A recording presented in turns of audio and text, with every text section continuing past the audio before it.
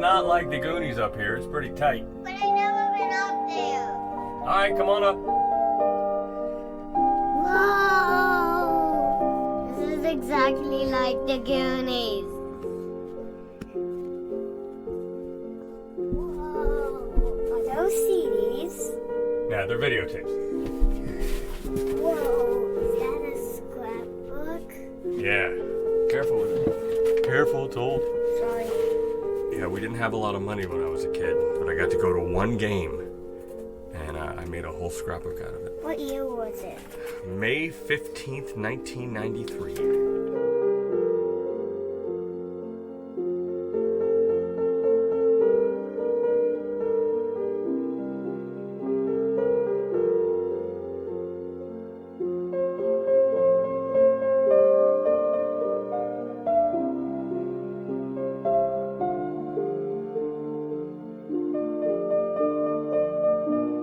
Check this out. I was able to sneak down and take that picture, and I blew it up. It's right there. See? Whoa, why? Because it looks at me. I took that. That's Michael Jordan. Whoa. Yeah, no, How do you catch that? Yeah, I was able to sneak down and get that, and then see that picture. Uh-huh. I thought that picture was. Wait, that looks like the guy from the movie, Martha Lulu's translator.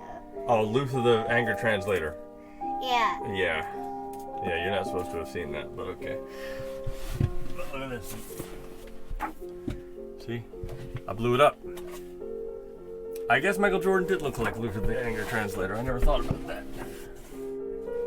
Yeah. Why do you have a towel? It's very special. This is Michael Jordan's towel. Why do you have it? I was in the locker room and he left it. And I took it. Why'd you take it? Because it's Michael Jordan. He's like 25 years old. Okay, it's a little weird. I admit. How'd you get into the locker room? Are these CDs?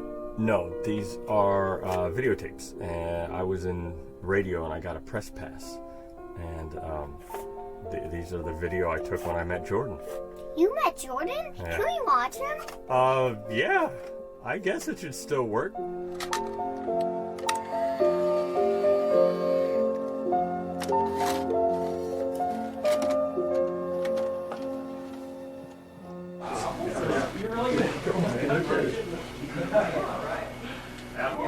The closest to being a post upstairs got to you. Why is this so shaky? I was nervous. It's Michael Jordan. I had never used this camera before, man. I bought it that morning, so I didn't know how any of this stuff worked. No idea. I just bought it that morning. Before this, me and that reporter and that other guy was Quinn Buckner. We were just hanging out talking like it was totally normal, but I couldn't record that. I actually shouldn't even have been really recording this, but I did. Oh wait, you should hear this. Jordan's talking about Shaq. The hot chip guy? Yes, the hot chip guy. Closest to being a post upstairs got to you. Alonzo Moore, and Alonzo was standing at the 3-point range shooting threes, so. And Shaq and Patrick Ewing the centers that really remain dominant in the center. Sure. That's going to work because Scott, Anderson, Hardaway. All those guys that you can just move around in different pieces of puzzle with hards.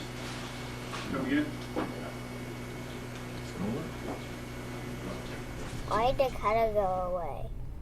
It was a setting on a camera. I just turn it like this, and it could do black and white. I thought black and white looked kind of cool. I did some color stuff too. For as far as next year in the blueprint and all that, it's going to be incredibly great.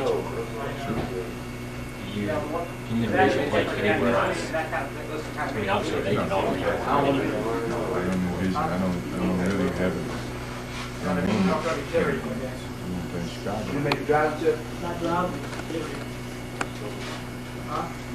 they step forward and see that I do that? I don't have any reason to think that they wouldn't.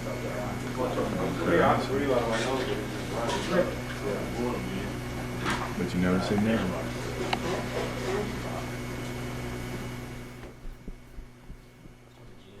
They talk about the Lakers here. The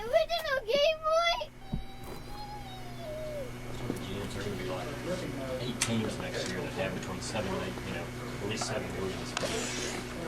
If Shaq signs first 7 and 8 million, it's not going to be enough. You know, it's going to be one guy that sets the mark.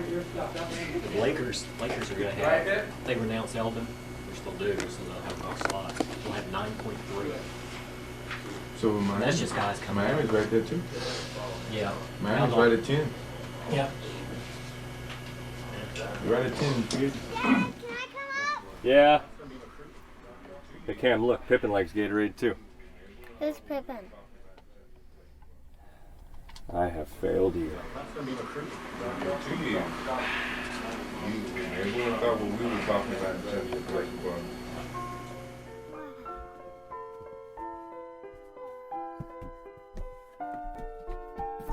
Are these basketball cards? Yeah. I bought every single basketball card I could afford when I was a kid. Pretty, right? Yeah.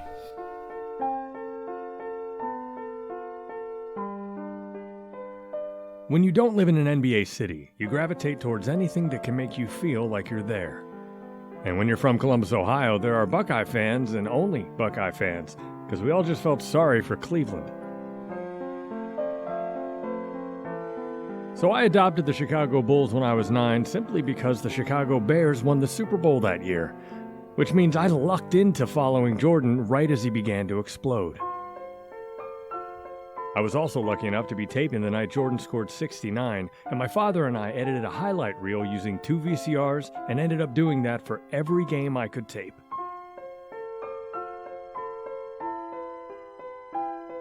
And magazines. My goodness, the magazine covers. I read them, cut out some pictures, and I'd get an extra copy to save, like giant basketball cards. We tend to forget that before HD broadcasts and TVs the size of your wall, these types of images were like gold. You'd see magazine spreads on a game you had watched and think, wow, that's what it would be like if I was ever able to sit that close, knowing you surely would never get that access. But for a few moments flipping through those pages, you did. And then when Jordan retired, I was absolutely crushed, which made what came next even more spectacular. The return. Because now I was an adult. I was out of the house. So if I wanted to spend $300 for a pair of nosebleeds to see Jordan's return to Cleveland in April of '95, no one could stop me. And of course, it added to my scrapbook.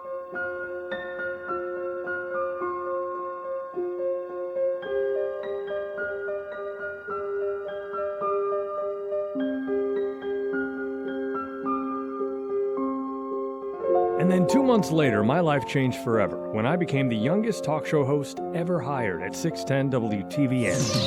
Weekend on the Giant with Adam Kontras. The full-service Giant, 610 WTVN, Columbus. Middle of the night and you can't get to sleep. Turn the radio to TVN.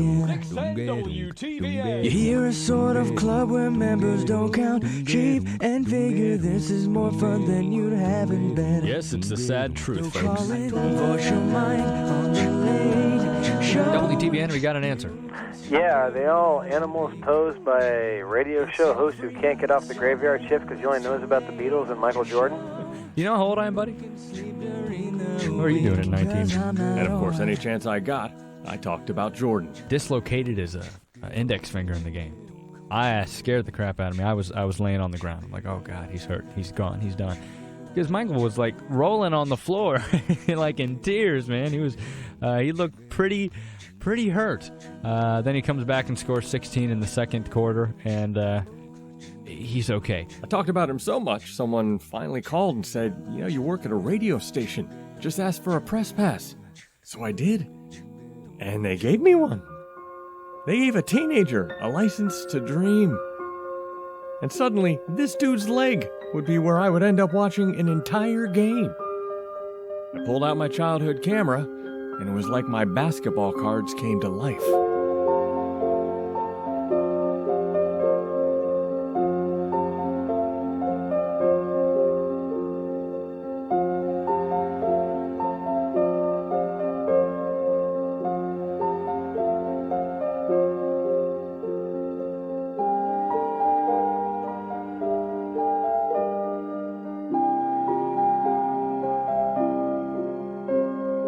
And then I remembered I had just bought a video camera that day and turned it on. You're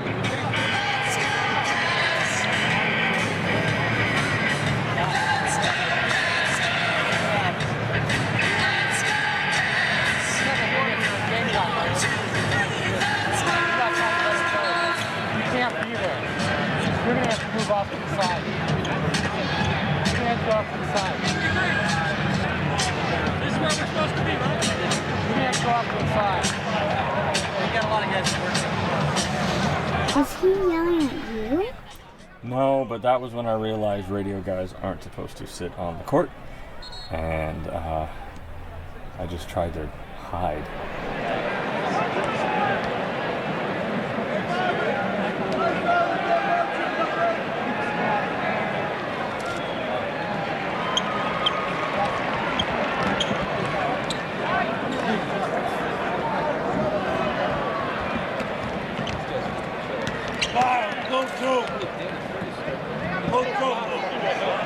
So how did you take this then? Basically, I put it in my lap like this.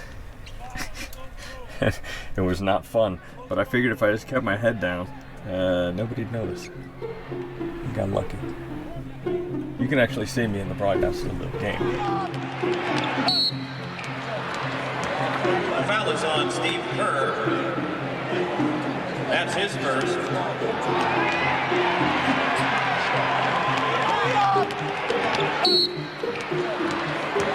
The foul is on Steve Kerr.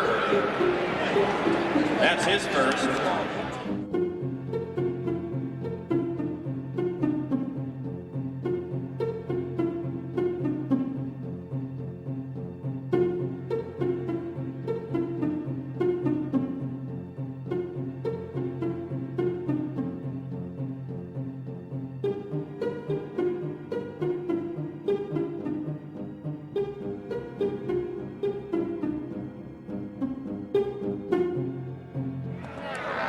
Out of bounds, Chicago ball. As I got settled into the game, I realized I couldn't keep following the ball, or the footage was going to be awful. But it was so loud and the players were so close, I was actually scared. It's something you don't feel when you're in the seats, and most definitely not on TV.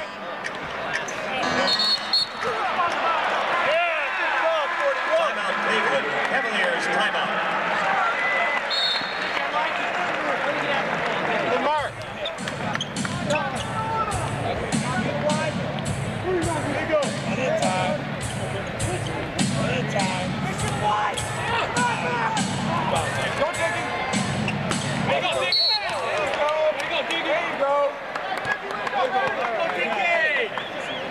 Loose ball foul on number 35, Danny Ferry. That's his first.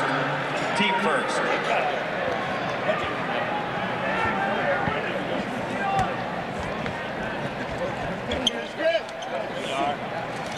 Rebound! Get out my jersey, man!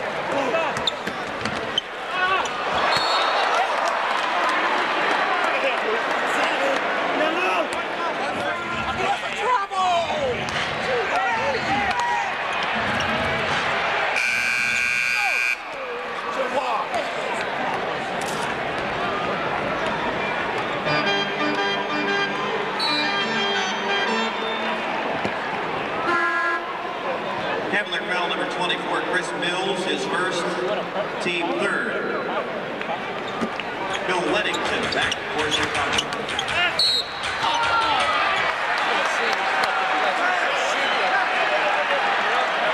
Foul on Michael Jordan. That's his second, team fourth. Sit down! Sit down! Sit down!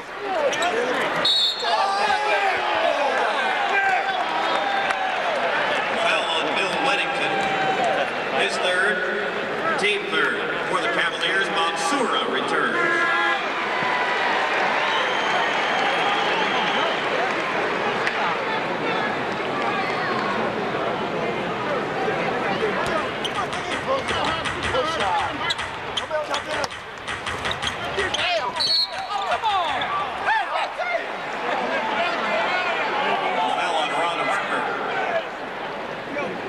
is third, team second.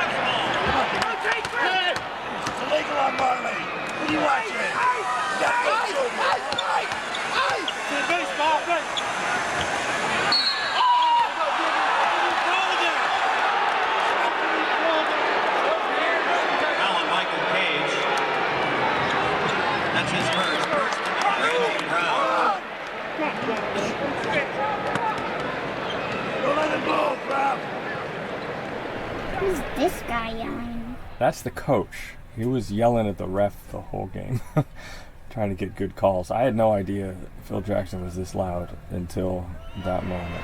Andy, get up, Tony. Overplay it, get on here. Overplay it. Angle, Tony, angle.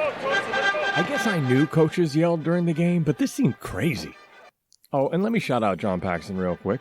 When I got my press pass and I saw Jordan enter the locker room, I immediately went in, which was apparently the incorrect thing to do, and Jerry Krause lost his mind at me and screamed for me to get out. Now, part of me was honored because he was an infamous jerk that every Bulls fan hated, but while grabbing some food, Paxson came up to me and profusely apologized for his general manager. He was genuinely embarrassed and signed an autograph for me. The man who sealed the three-peat in '93. So cool. But yes, the coaches were nonstop. Bring the ball! Bring the ball! Go, guys! Pass, Go, look! And the Cavs coach, Mike Fratello, just seemed docile in comparison. You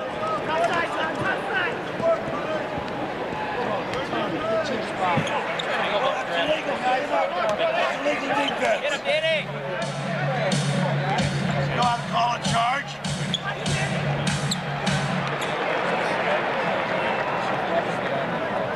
Move the ball. Move it.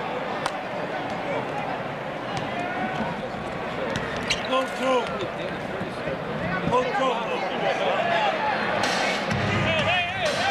Carry out time. Backside. Come on. Offensive foul on number 13, Luke Longley. That's his first. Control, Luke. Luke, safe. Got it. He's really mad at Luke. Yeah, Luke gets it the entire game. But they're making him a better player. But they're being mean. They're not being mean, they're just telling him when he's missing his assignments. It's a championship team, man. You can't miss your assignments. Luke wants the coach to tell him that, I think.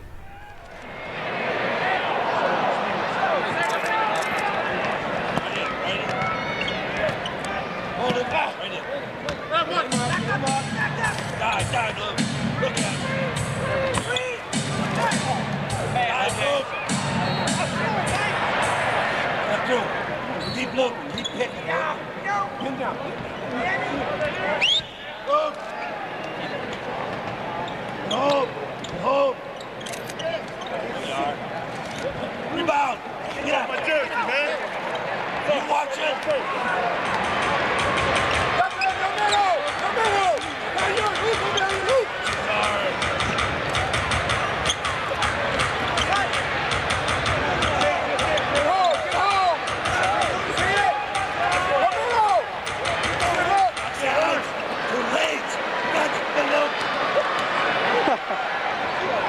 And then Jordan came out of the game, but the TV didn't cut away, and he basically sat on the couch next to me. In 10 years of watching Bulls games, I never really saw how Jordan interacts on the bench or what happens during timeouts. All that crowd noise started to fade, and the wonder of the moment returned.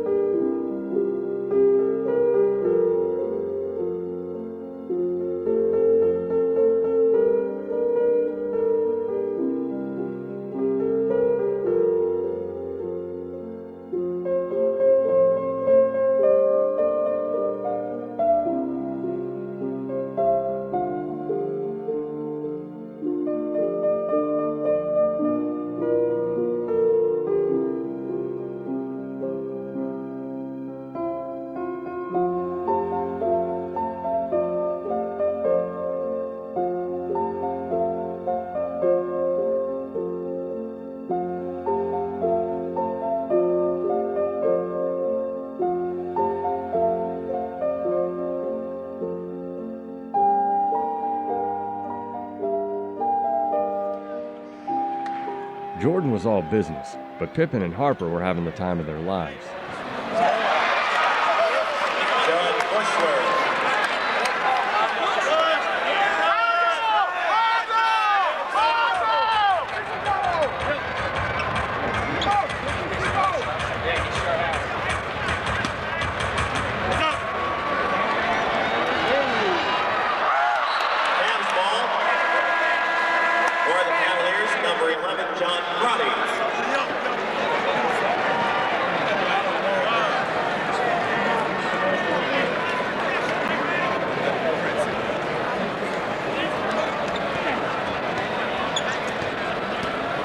Yeah, did you catch that? Pippen not only looked in the camera, but you can also see him thinking, wait, they're letting kids with camcorders on the floor now?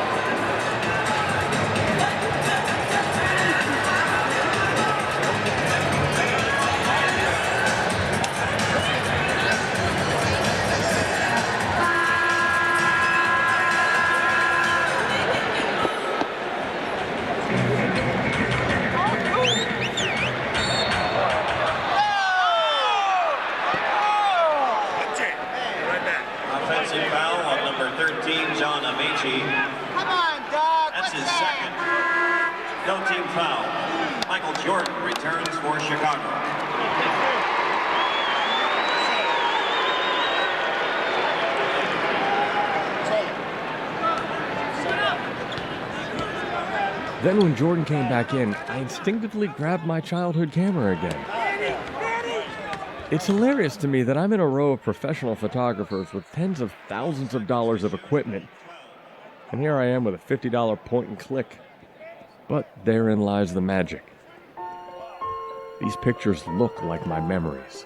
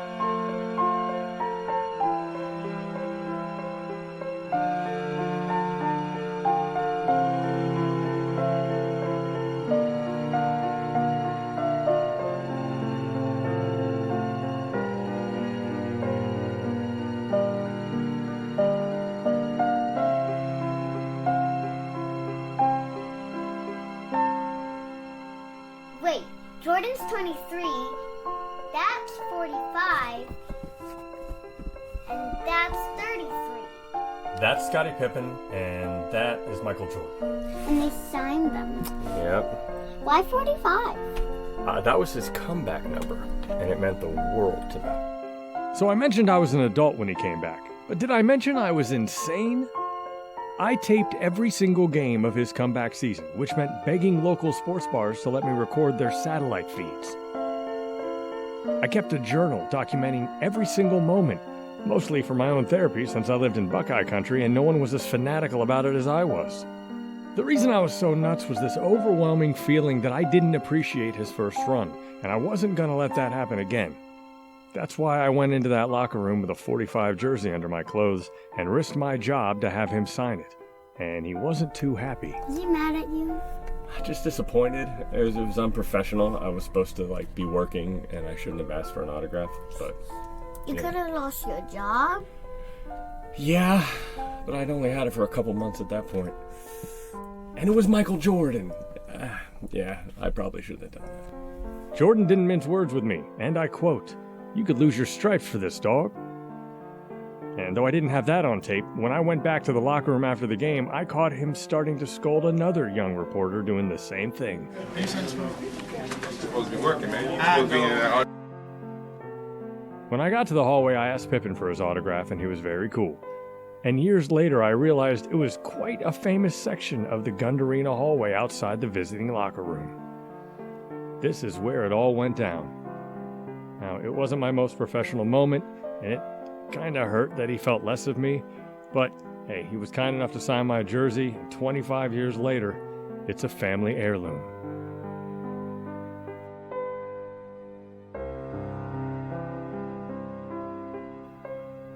Now, there's a school of thought that we all need to put down our cameras and just take in the moment as things are happening.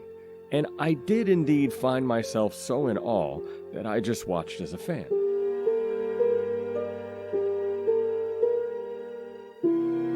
But I have to say, I have no memory of the game during these moments.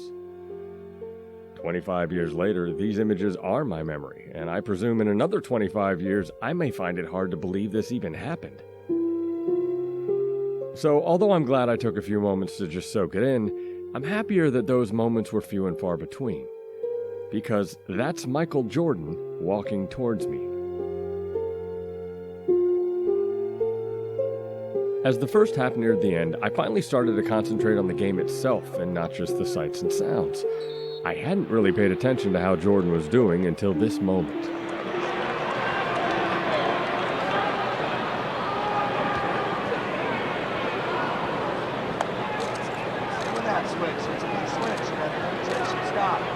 Foul on 23, Michael Jordan. That's his first.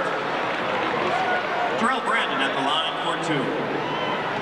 Stevie. Hey, Jordan! Hey, Michael, you're the one set! That's the way, Bobby, shut him down! Steve Kerr back for the Bulls.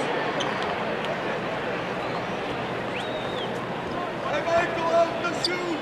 Go back to the old one! You were better!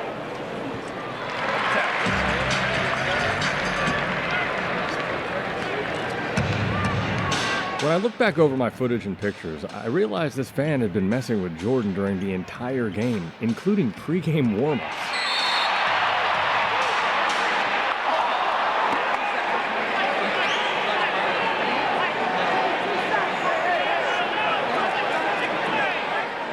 And then you see the broadcast, and he would stand up. I mean, he's an arm's length away from Pippen when he stands.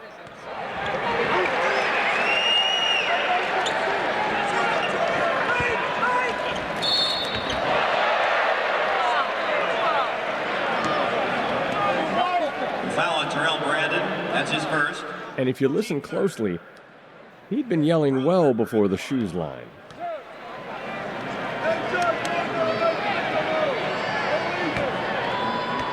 I guess he's talking about Marley here, but if you know Jordan, he's certainly not leaving Marley alone. He infamously liked torturing him when he was on the Suns.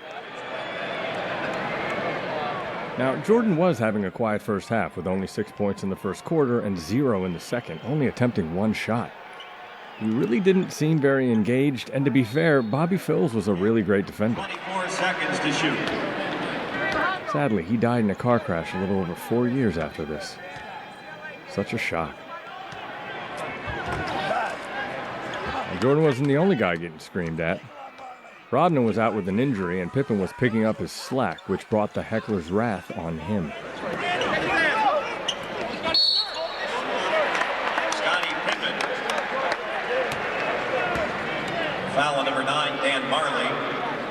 That's his first. Team first. Scotty Pippen at the line. One shot. Hey, Scotty, you should have done a team. Go ahead, Andy, get up, Tony. And he is lucky he didn't get that ball thrown right back at him.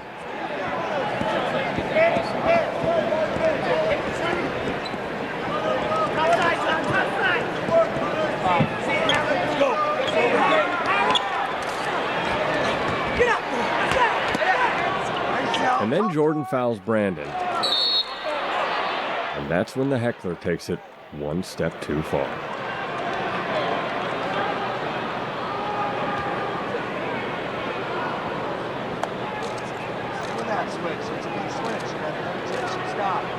Foul on 23, Michael Jordan. That's his first. Terrell Brandon at the line for two. Stevie. Hey, Jordan! Hey, Michael, you're all set! That's the way, Bobby, shut him down! Steve Kerr back for the Bulls. Hey, Michael, out the shoes! Come back to the old one! You were better!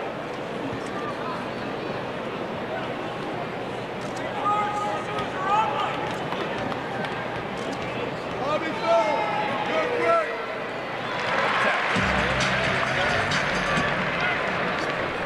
Were the shoes ugly, Dad? No.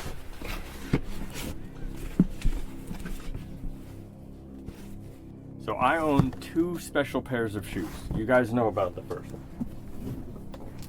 These are the Nike Mags. And these are not the crappy ones I keep in the time machine. These are the real ones. And the other pair of special shoes that I own are those ugly Concord 11s, which are actually the most famous Jordan shoes ever. Aren't those awesome? Whoa. Yeah. And they have the special 45 on the back. Of all the shoes this man could have made fun of, he chose the holy grail of Air Jordans, the most sought after, most celebrated Jordans. The Jordans you can wear to church. Your grandmama says, look nice for Jesus, put on your Concord 11s. Jordan wears these to weddings in a tuxedo, for crying out loud. The literal height of fashion. Then again, this dude's struggling in that area. I mean, I almost hate to immortalize him forever in film, but once you see how all this plays out, you'll understand.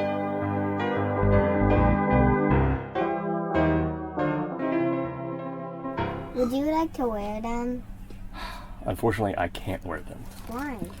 These are dead stock. That means they've never been worn, never been touched, worth like over $500. Over like this. $500? Yeah. So you don't wear these. What's the point of owning a pair of shoes if you don't even wear them? That's a good point. I have no idea. Anyway, let's watch how he deals with this heckler. Cavs ball. 1.8 seconds remaining. Here we go.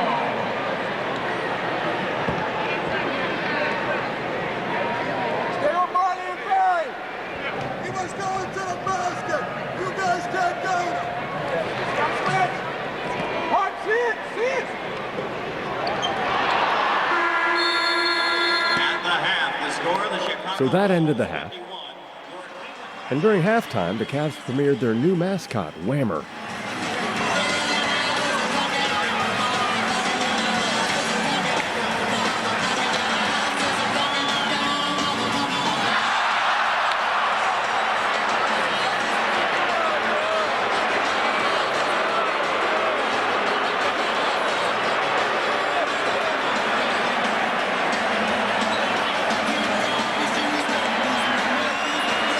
I wish I could tell you this gets better, but this is still 8 years before they got LeBron. And, well, Cleveland's gonna Cleveland.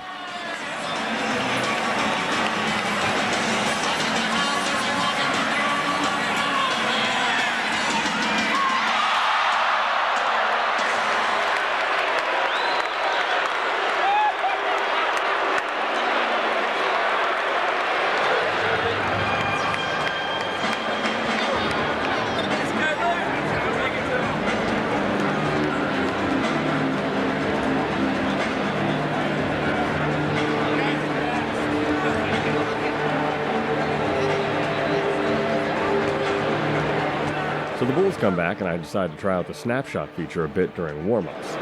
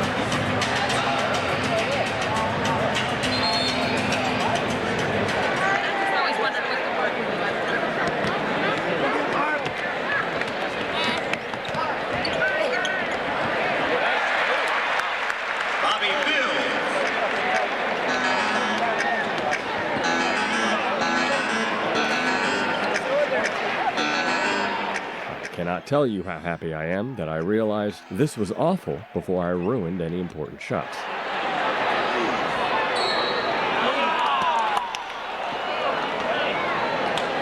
Foul on 44, Michael Cage. That's his first, team first. So Jordan starts to get more involved.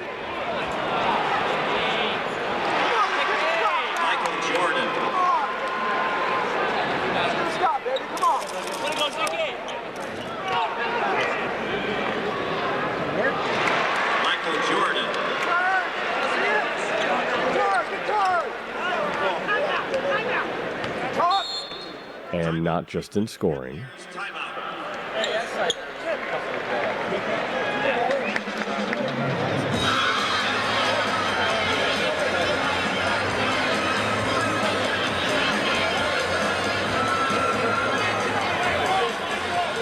Jordan and Phil were masters of planting seeds throughout a game to get calls later on. And literally the very next play after this timeout,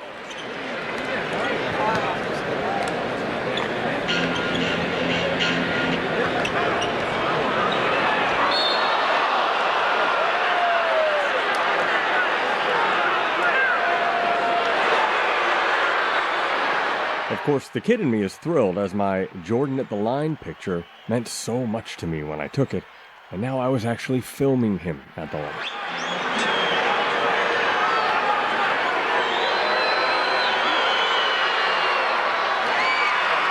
And these were the only 2 free throws he shot the entire game, which I thought was going to be a problem for them because the Cavs were stepping up.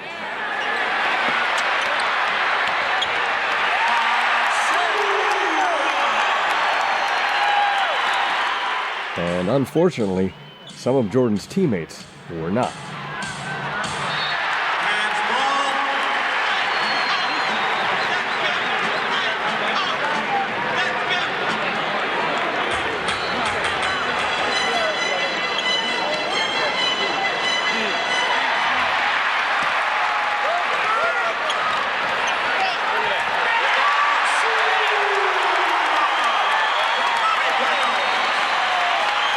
This may have made the heckler pretty happy, but it made Jordan and Pippen take over.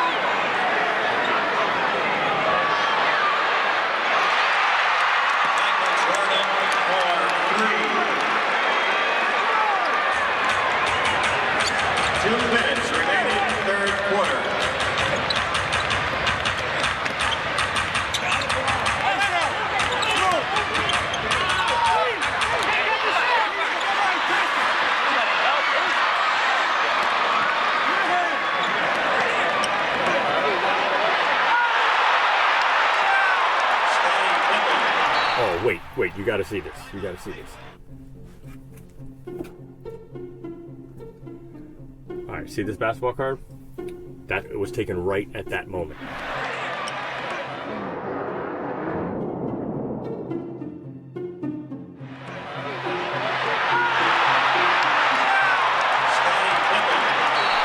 It looks brand new. Yeah, see, this is what this video would have looked like if I had a real camera. Timeout, Cleveland.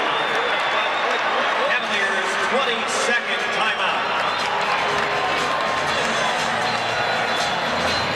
Oh, and on the subject of Pippen, with these free throws, he had a triple-double in the third quarter, ending up with 18, 13, and 12.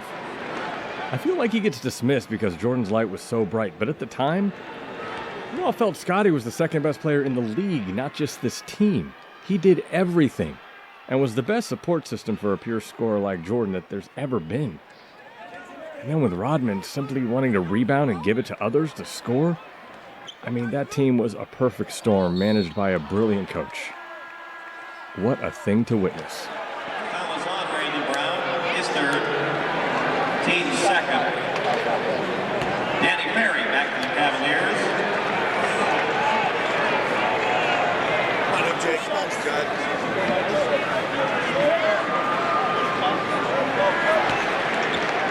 Judd Bushler, Michael Jordan back for Chicago. So Jordan comes back in, giving Scottie a rest, and the fan is still jawing.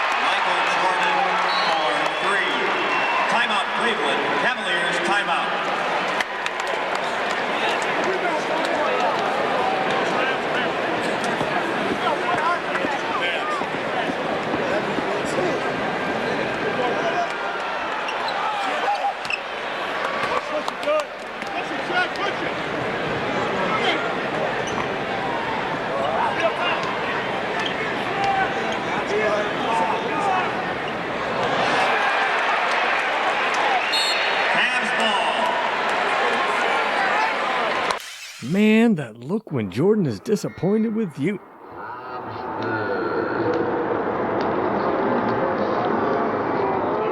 I know how you feel, Kukoc. Made that fan happy, though.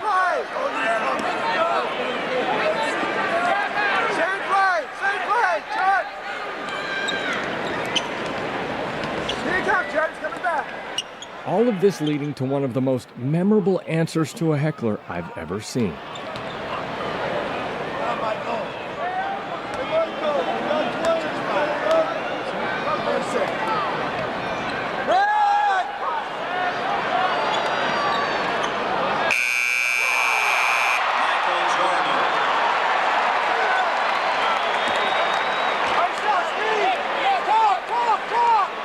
Now, at this point, I still wasn't sure if Jordan heard all of this or if he was just so in the moment he blocked it out. After this shot to go up 16, however, I got my answer.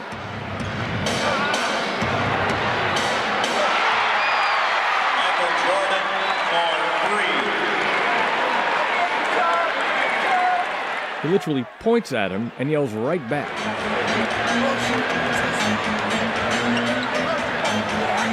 Now, I've slowed this down as much as possible because I'm dying to know what he said, and the only part I can make out is, keep talking, keep talking, keep talking.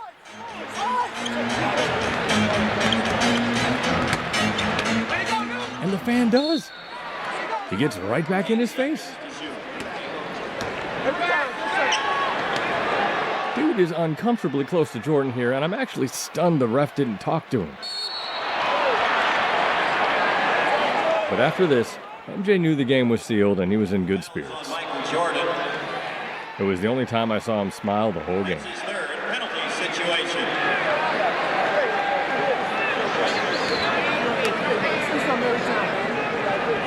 Chris Mills on the line, 1 plus the penalty for 2.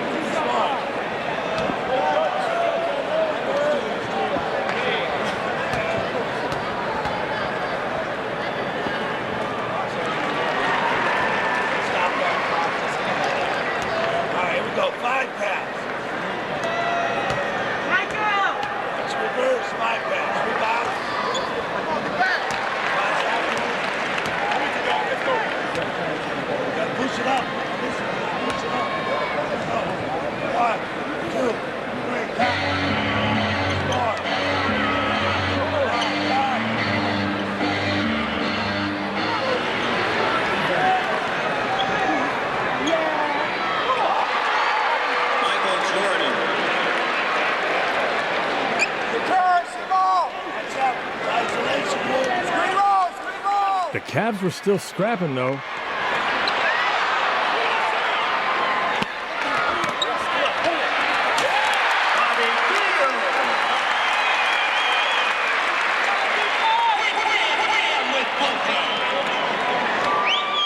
But it made little difference as MJ gets his 23rd point of the half.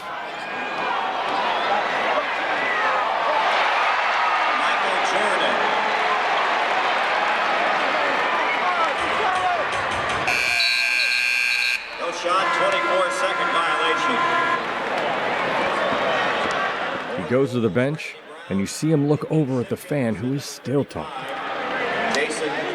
And realize at the time, I couldn't see his face when he was jawing at the fan. Oh, but I saw this. 2 minutes, less than 2 minutes remaining, 4th quarter. I couldn't believe I was capturing this and zoomed over to see his reaction. Jason Caffey. Listen, I know Jordan's infamous about taking things personal, but it still blows my mind he would take something personal from someone so inconsequential. But years later, I looked him up, and his name was Eddie Nara, and he was infamous for this. The heckler. Every Cavs player knew him, and he'd always show up to big games with a courtside seat and berate the opposing team. He did the same at college and high school games, and rumor has it he did this at a hockey game, and a Buffalo player clocked him in the eye. And what seems especially cruel is he died in 2002, the year before the Cavs got LeBron. So we never got to see him win it. But thank you, Eddie, because you created an indelible memory for me, and now countless people get to see Jordan spar with you. I'm thrilled I was able to put this together and immortalize your devotion. But yeah, shut up, dude. I'm gonna go play basketball. Okay. And then I got to go back into the locker room after the game. Saving it all up for the second half? 2 halves to a game. First half I was, I really wasn't in the game that much. So I felt a little rested in the second half.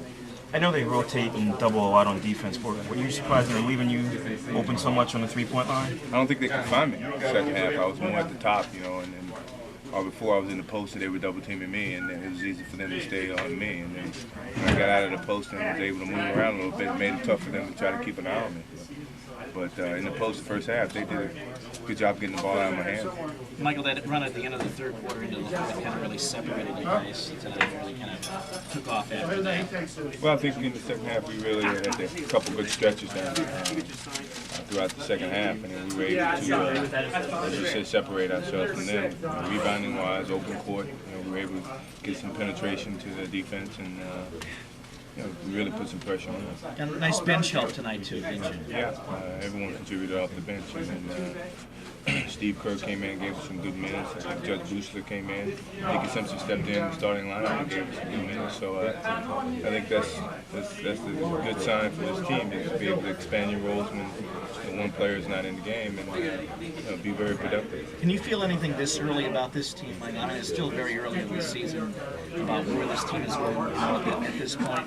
Well, I think, as you see, we've learned how to expand our roles in situations like that. So that's a good sign. Defensively, we've shown great signs where we can clamp down teams and make a difference between them and us. So we've shown good signs.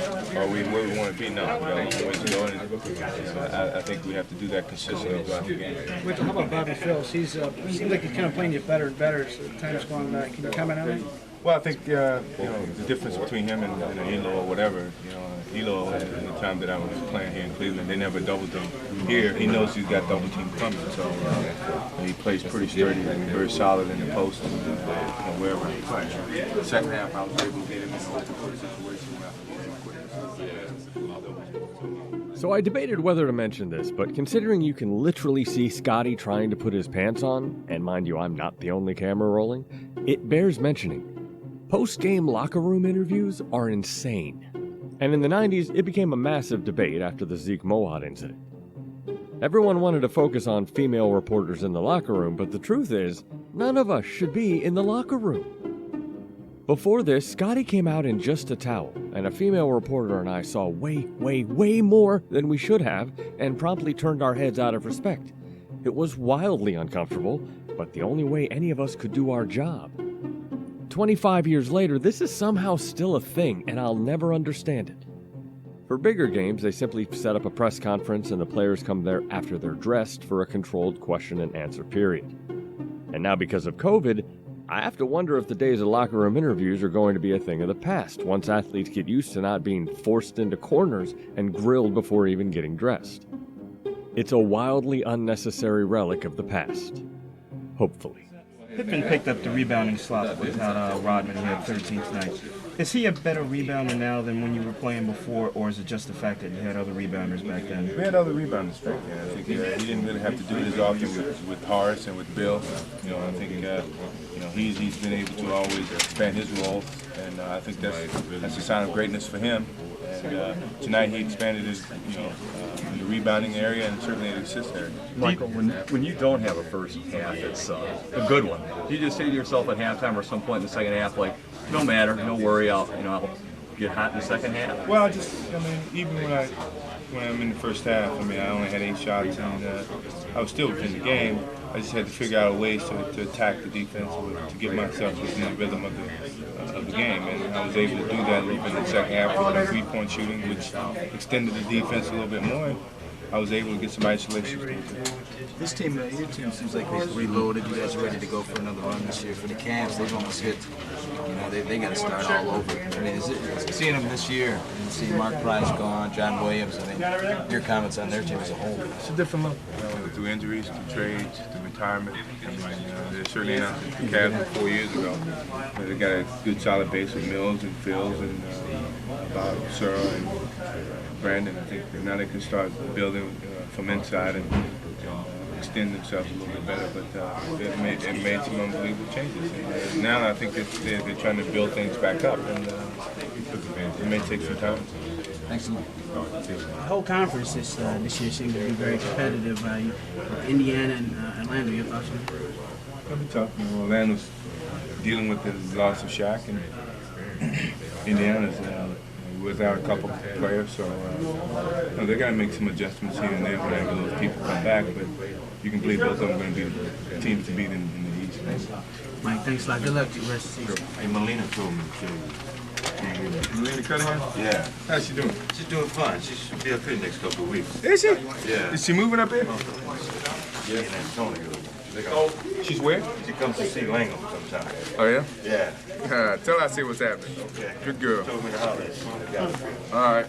Once I saw Jordan in a good mood, I knew it was my chance to ask a question. Mike, now that you're 4-0, do you think 66 more to go to get to the 70 mark, or is that even on your mind now? Just take it game by game. I don't think we're in a rush to get to 70. We just got a lot of time in between and a lot of things to learn in between. So take it game by game. I have now regretted not asking Jordan about the heckler for longer than I was alive at that point. It would have been the perfect button to this story. But you have to realize I didn't understand the extent of the heckler until after I watched my footage. I only saw the shh and the fan laughing. The idea of a team winning 70 in one season was a much bigger deal, and it had never happened. But 25 years later, of course they ended up winning 70 and winning everything for the next 3 years. And the standout thing that I captured that day ended up being this side story about Jordan's remarkable ability to turn anything into motivation. So it was no secret that with the addition of Rodman, this team was going to be so good they could eclipse the all-time record of 69-13. But at this point, considering it was Game 4, no one had actually asked him. So I got to be the first idiot to do so. I'm kind of proud of that. I'm glad it's cemented into NBA history. Mike, now that you're 4-0, do you think 66 more to go to get to the 70 mark? Or is that even on your mind now? Just take it game by game. I don't think we're in a rush to get to 70. We just got a lot of time in between and a lot of things to learn in between. So take it game by game. And that was my day with Michael Jordan. Can I go beat Cam at basketball? I would love that.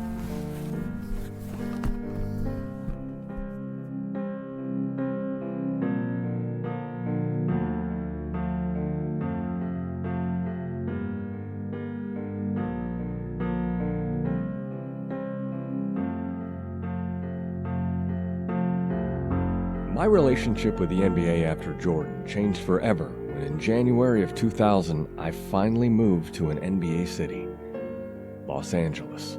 And yes, that means I once again lucked into following greatness as Shaq, Kobe, and the Lakers won the championship the first 3 years I lived here. And a decade later, Kobe and Powell won it back-to-back. Of course, I had to watch their first championship on a webcam in the middle of the night from Paris, but you gotta support your team.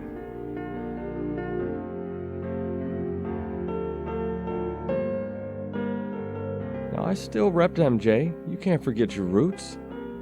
But I've lived in LA for over 20 years now, and it's my home.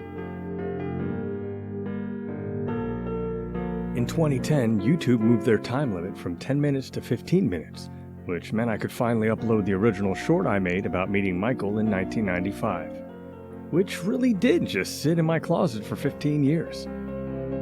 The amazing thing about the short was that it had to be edited live, meaning I had 2 VCRs, a mixer, a CD player, and a microphone, and I got one take to pull off the entire thing, and I had to factor in the time it took to switch out CDs while reading my script.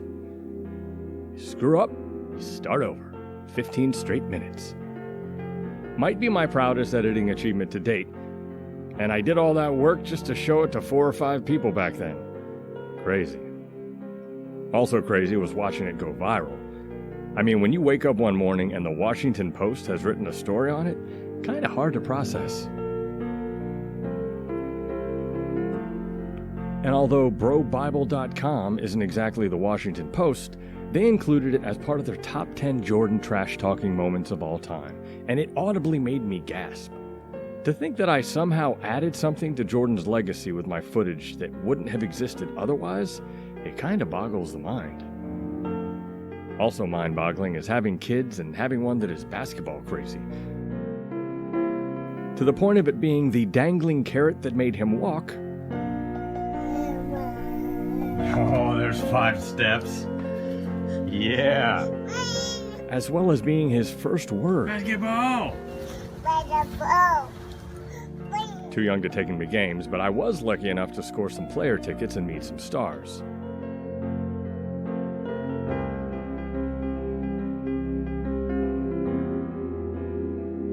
I even hung out with Charles Barkley, thanks to my friend Mo Kelly literally calling me and saying, "Do you want to hang out with Charles Barkley?" The man, the myth, Sir Charles. Thank you. Thank you. Charles has to be one of the nicest people I've ever met. Got to watch Kobe's last game with my kid. You want to go to bed? No. Do you want to watch Kobe Bryant's last game? Yes. Okay, that's what we're gonna do. And a few months later, watched the team I felt sorry for my whole life finally get a chip. Boy, did Cleveland deserve it. And you may be wondering if I ever got to see a basketball game from up close again. And, well, I did. And I brought a good camera with me. What's crazy is I had brought pretty good cameras with pretty good seats before. But location is everything, and 10th row center gets you this. goodness, is this not breathtaking?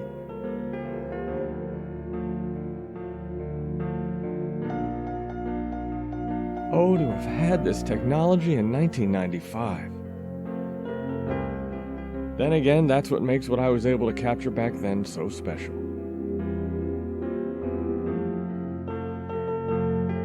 But to be in this section, I mean, you're next to the NBA commissioner. Magic Johnson comes up to say hi.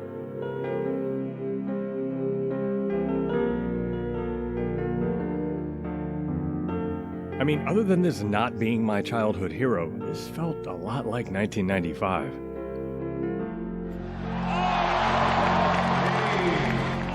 Having a player from the 90s still playing also helped that feeling. Vinsanity, what can't this man do? Even got a Hollywood ending with LeBron getting the game winner.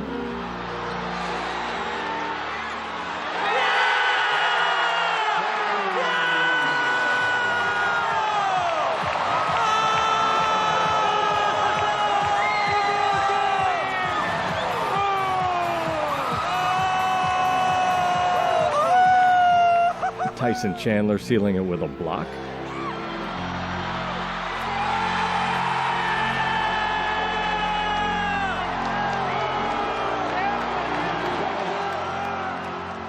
Now, this is a Laker town, and I am absolutely a Laker fan. But the economic reality is, if you're a family of 4, you're taking them to a Clippers game first. Which Cam ended up loving, so I surprised him with some better seats. The last NBA game I saw had the best ending I've ever seen live.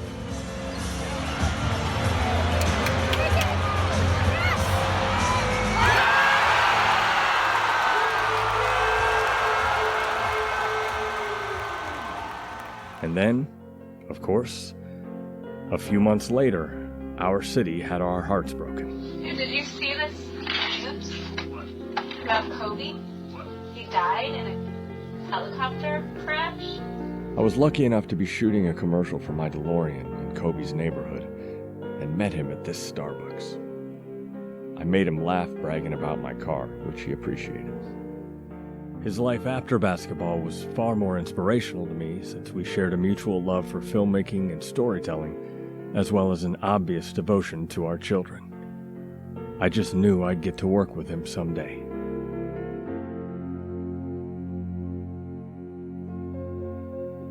And wouldn't you know, of all the people to break down on that stage, Jordan wrecked me in a way I didn't know was possible. Already crushed, I wept like a little boy watching my hero in pain. And it was a reminder to appreciate every moment. Smell the flowers, eat the cake, and wear the shoes.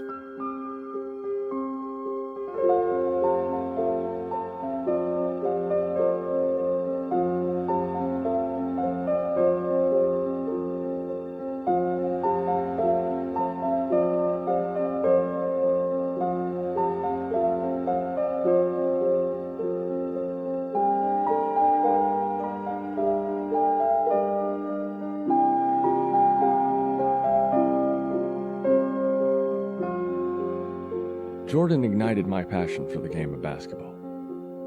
But these comparison arguments have to stop. LeBron is unbelievable and has kept it up for nearly 20 years. Enjoy it. KD is amazing, Steph is amazing, Harden, Westbrook, Luka, Giannis. We have to stop trying to find every way they're not as good as Jordan while conveniently forgetting his flaws and just enjoy the game of basketball.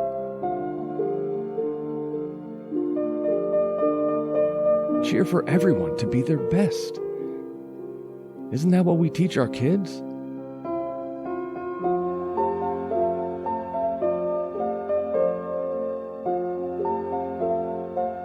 Work hard, learn the fundamentals, keep pushing, and be the best you can. Hating on players that are winning now or undermining their achievements belittles the game. The game is great, and tomorrow is not guaranteed.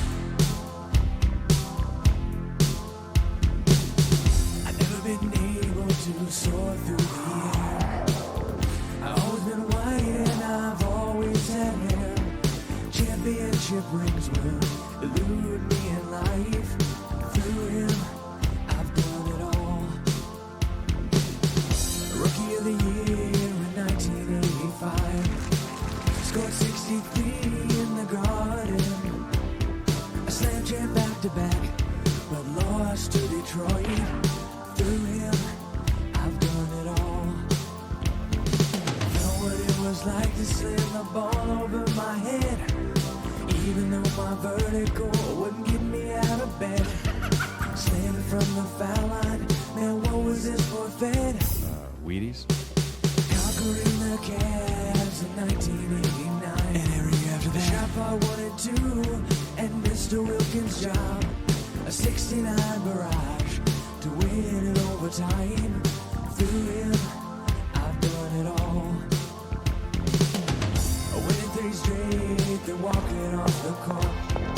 Gave it up to play with smaller ball walls. Then when you least expect it, you throw us a bat away. You best not look now, cause he's back, back, back, back, back. He is now back. Michael Jordan has 55. Gone is 45. Back from the Raptors is 23. It's all over and the Bulls season comes to an end. All that I had waited for came crashing down in May. I knew we'd feel the fire again. There'd be another day. So here we go again. We led to no one in our way. 95, 96, and finally 4 year back. History of 70, defeated with a smack. Can championship 4 and 5 be that far away? Through him, I've done it all. Through him, I've done it all. Hey, Dad, I should have said you could have lost your job, like, you could have lost your job. Yes. All right, try it again. Was he mad at you? Just disappointed. It's unprofessional. You know, I could have lost my job. You could have lost your job? Yeah, weren't you going to say it differently? All right, I won't say it. You say it. You could have lost your job. All right, Yeah, go ahead. You said it, so I had to say a question Right. mark. Yeah, I know. Okay, so my bad. I looked at the Go, you ready? And go. Don't look at the camera. Go. Was he mad at you? Yeah, just disappointed. It was unprofessional. I was supposed to be working, not asking for autographs. You could have lost your job. Yeah, I could have. It was Michael Jordan, dude. I don't know what to tell you. I risked my job to get that autograph, but I didn't lose my job. You're mad at me? Like I did something wrong. I'm sorry. You took his jersey. No. That was my jersey. I had it on under my shirt. I didn't take his jersey, dude. I just had, I took my shirt out and I was like, yo, can you sign this? And he's like, you could lose your stripes for this. He was a little disappointed in me, but I hope you understand now, Michael.